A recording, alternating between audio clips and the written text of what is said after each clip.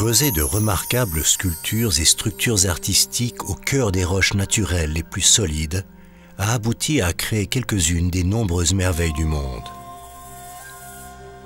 Les grottes-temples d'Ellora, dans le Maharashtra, figurent parmi les exemples de travail humain sur des formations naturelles les plus impressionnantes qui soient. Elles font partie des toutes premières grottes-temples, avec d'autres grottes sanctuaires et monastères bouddhistes qui parsèment le décan occidental. Ellora se trouve à presque 30 km d'Aurangabad, dans le Maharashtra. Les grottes ont été creusées dans la face basaltique verticale des collines Charanandri.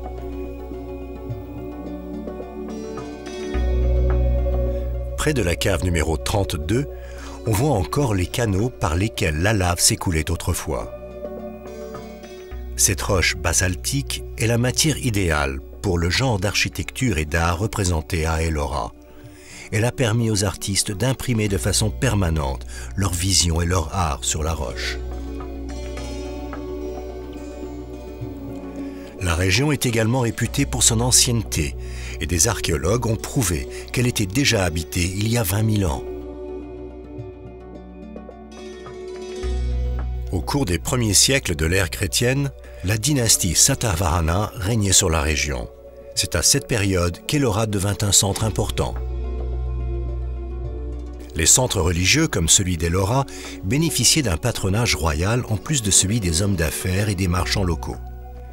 Bien que la plupart des inscriptions rappelant ce fait aient disparu avec le temps, une inscription sur le mur arrière du hall d'assemblée avant de la grotte numéro 15 commémore le mécénat de Rashtrakuta d'Antidurga, qui régna de 753 à 757.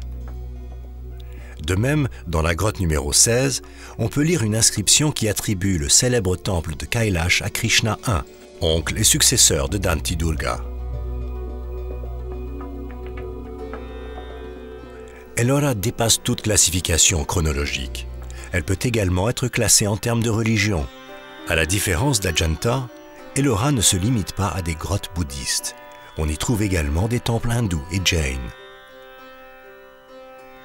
Les grottes bouddhistes ainsi qu'une majorité des grottes hindoues datent de la période Rashtrakuta. Les grottes jaines sont plus tardives, période des Chalukyas occidentaux et des Yadavas de Deogiri. Ainsi, c'est là que se trouve le plus important confluent de religions, un témoignage de la tolérance religieuse et de la solidarité interfoi telle qu'elle existait en ces temps lointains. Pour être restées ouvertes au public tout au long de leur existence, les grottes d'Ellora ont attiré un flot régulier de pèlerins, de visiteurs étrangers, de voyageurs et de personnages royaux. Il existe d'innombrables témoignages écrits de ces visites.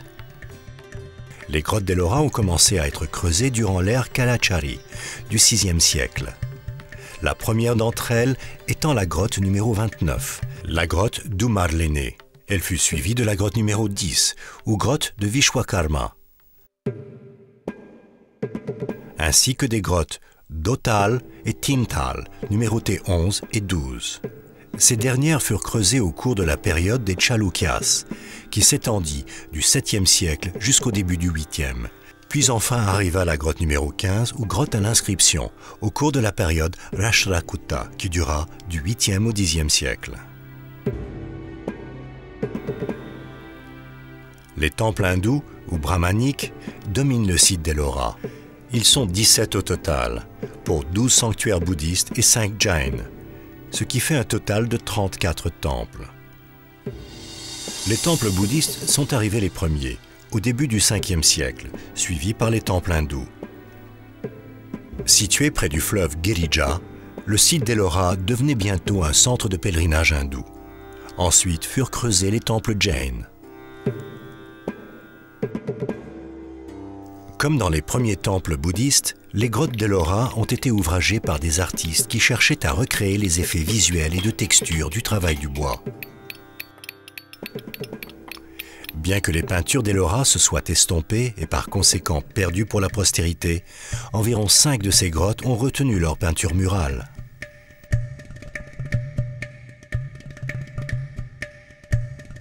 La relation entre l'art, la religion et le commerce prend vie dans les grottes d'Ellora.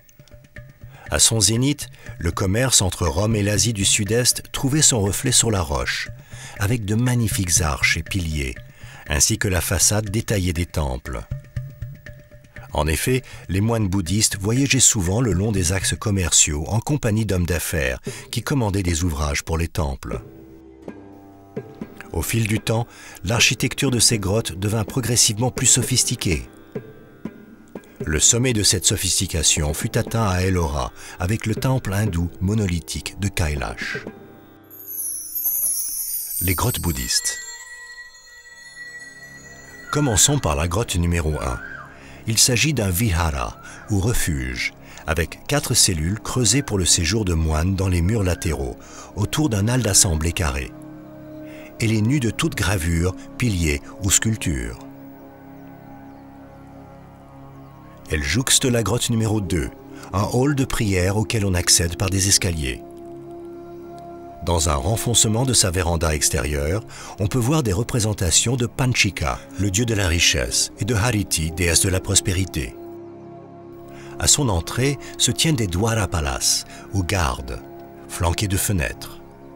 Le hall est soutenu par 12 piliers, certains ornés de motifs de peau et de feuillage.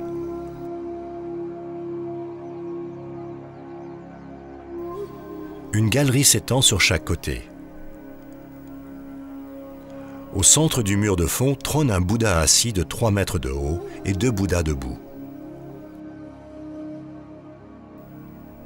Le long de chacun des murs latéraux se trouvent 5 Bouddhas accompagnés de Bodhisattvas et d'Apsaras, les nymphes célestes. La grotte numéro 3 est similaire, avec une chambre centrale carrée. Le Bouddha est assis sur un lotus au fond. Autour des murs se trouvent 12 cellules de méditation. La grotte numéro 4 s'étend sur 2 étages et est presque en ruine. On y voit un Bouddha assis sous un arbre pipal et un autre dans un sanctuaire. Le second est inachevé. Des motifs de peau et de feuillage ornent les colonnes du hall. La grotte numéro 5 est différente. Creusée à un niveau plus élevé, il s'agit de la plus grande des grottes à un seul étage. Elle contient un hall spacieux divisé en 3 allées. Au milieu des murs latéraux, des porches contiennent des petites cellules de chaque côté. Un feuillage ou complexe entrelacs s'enroule autour des colonnes ornées de médaillons, ainsi que de différents motifs. Des bancs ont été gravés sur le sol, ce qui signifie probablement que la grotte a été utilisée comme salle à manger. L'accès au sanctuaire central est couvert de bodhisattvas aux chevelures et aux bijoux exubérants. On y trouve également un Bouddha assis, mais il est assis sur une chaise ou un tabouret, plutôt qu'en tailleur à même le sol, comme à l'accoutumée. Si la grotte numéro 6 abrite des sculptures élaborées, sa façade montre une scène inhabituelle de la déesse Tara, sauvant des adeptes d'un serpent, d'une épée, d'un incendie et d'un naufrage.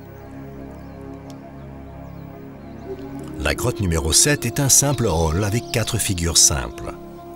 En revanche, la grotte numéro 8 se distingue des autres car il s'agit du seul sanctuaire du site d'Ellora dont le sanctum soit éloigné du mur arrière et entouré d'un passage circulaire. Ce passage contient également des cellules. La grotte numéro 9 contient une terrasse ouverte ainsi qu'un balcon et un sanctuaire.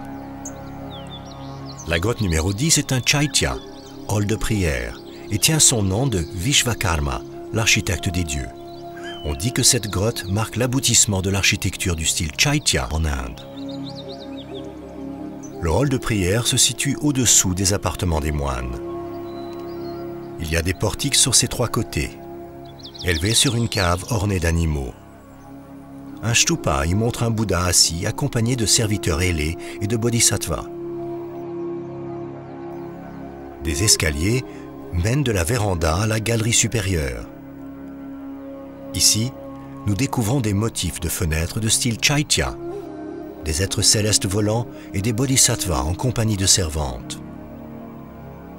La façade décorée de cette grotte est si minutieusement terminée qu'elle donne l'illusion d'un ouvrage sur bois. Puis arrivent les grottes du 8e siècle, numérotées 11 et 12. La première a 3 étages et possède une cave. Elle contient des logements pour les moines et des chambres pour les visiteurs à l'étage supérieur, ainsi qu'un sanctuaire à l'étage inférieur. Des représentations de Durga et de Ganesh suggèrent que la grotte fut ensuite utilisée par des hindous. La grotte numéro 12 est la dernière des grottes bouddhistes et contient des cellules pour dormir. Ici, le point d'intérêt est une série de 7 Bouddhas indiquant la croyance dans le fait que le Bouddha se réincarne sur Terre tous les 5000 ans et a donc déjà connu 7 naissances.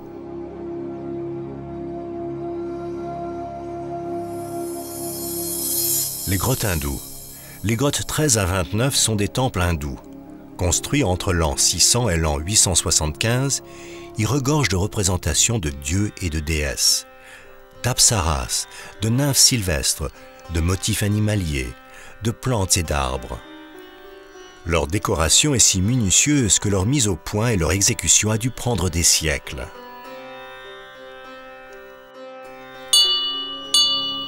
Cependant, le summum des temples hindous est incontestablement la grotte numéro 16, le temple de Kailash. Il est dédié à Shiva, puis rend également hommage à d'autres dieux. Il s'agit de la plus importante sculpture monolithique au monde. Gravé dans un seul bloc, il mesure 2 fois la taille du Parthénon. Il contient des galeries pourvues de colonnes de 3 étages et des alcôves abritant des sculptures gigantesques. Dans la cour se trouvent 2 structures imposantes. Une image de Nandi, le taureau sacré de Shiva, et en face le sanctuaire principal de Shiva, mesurant tous deux environ 7 mètres et couvrant 2 étages. Un pont de pierre relie la plateforme de Nandi au porche du temple. Le sanctuaire lui-même est pourvu de piliers, de fenêtres, de pièces internes et externes, ainsi que de halls de congrégation, et possède un énorme Shivalingam en son centre. Parmi les images qu'on y voit se trouvent des divinités gravées et des couples joints de façon érotique. Bien qu'il s'agisse d'un temple dédié à Shiva, il comprend également des divinités vaishnavaïtes. Un des objets les plus remarquables de ce temple est une magnifique sculpture de Ravana essayant de soulever le mont Kailash, la demeure de Shiva, d'où le nom du temple.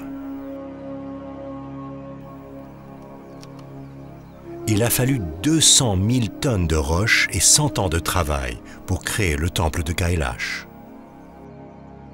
Il existe d'autres grottes hindoues remarquables, comme la numéro 15, temple de Dashavatara, qui décrit les 10 incarnations de Vishnu.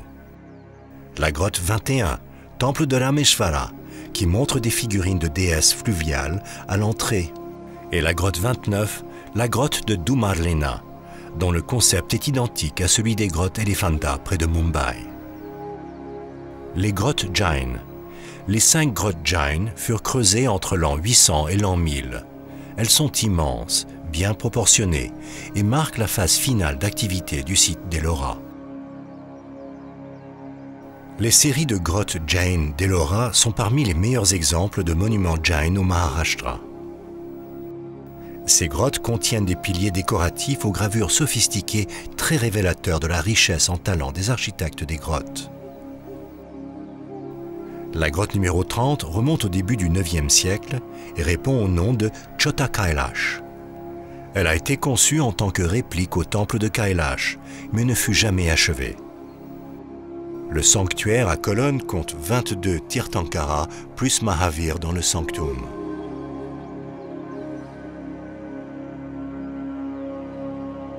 Construite environ à la même période, la grotte numéro 32 est la grotte Indrasabha. On la considère comme le plus beau des temples Jain du site et elle est dédiée à Mahavir. Un simple passage mène à une cour ouverte. En son centre se trouve le sanctuaire. Les éléphants, les lions et les Tirthankara gravés recouvrent les murs. Le mur inférieur est incomplet, mais le mur supérieur est orné de gravures d'Ambika et de Mahavir flanqués de Tirthankara. Le plafond est richement décoré, avec un énorme lotus en son centre, alors que des silhouettes peintes passent parmi les nuages. Dans l'ensemble, ces temples décrivent des facettes de la philosophie et des enseignements Jain, de même qu'ils reflètent son ascétisme sévère.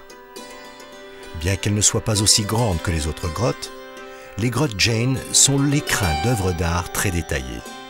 De nombreuses d'entre elles s'enorgueillissaient de plafonds couverts de peintures superbes et de piliers aux gravures sophistiquées, que l'on peut parfois encore distinguer. Ainsi, en plus de la réunion de 3 grandes religions en un seul lieu, le site d'Ellora est aussi un témoignage de la beauté créative qu'il était possible d'atteindre il y a déjà bien des siècles.